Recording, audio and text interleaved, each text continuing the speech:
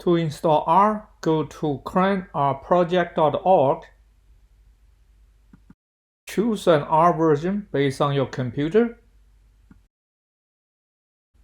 Download and save the file. After download is completed, open the downloaded file. Follow the instruction.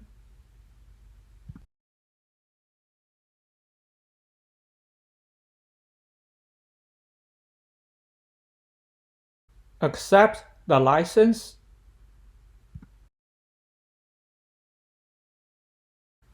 Click Install.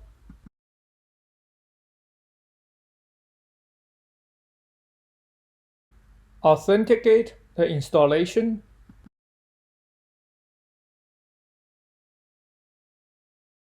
After R is installed, we can install RStudio. Go to rstudio.com.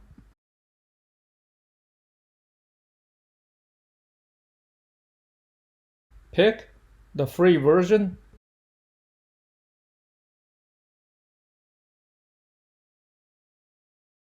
Save the file.